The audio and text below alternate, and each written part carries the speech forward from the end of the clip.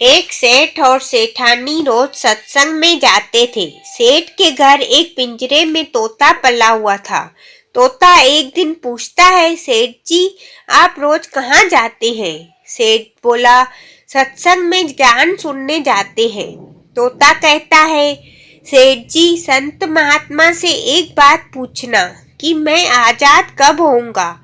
सेठ सत्संग खत्म होने के बाद संत से पूछता है, महाराज हमारे घर में जो तोता है उसने पूछा है कि वो आजाद कब होगा। संत ऐसा सुनते ही बेहोश होकर गिर जाते हैं और सेठ संत की हालत देखकर चुपचाप वहां से निकल जाता है। घर जाते ही तोता सेठ से पूछता है, सेठ जी संत ने क्या कहा? सेठ कहता है, तेरी किस्मत ही खराब है, जो तेरी आजादी का पूछते ही संत बेहोश हो गए।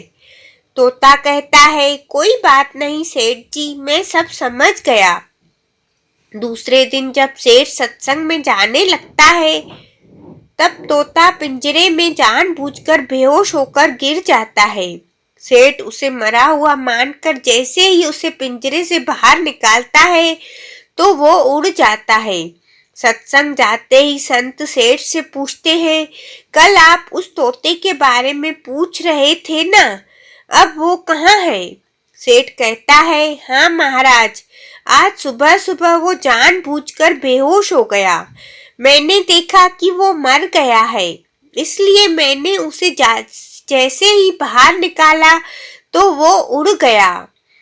तब संत ने सेठ से कहा, देखो तुम इतने समय से सत्संग सुनकर भी आज तक सांसारिक मोह माया के पिंजरे में ही फंसे हुए हो, और उस तोते को देखो, बिना सत्संग में आए मेरा एक इशारा समझकर आजाद हो गया।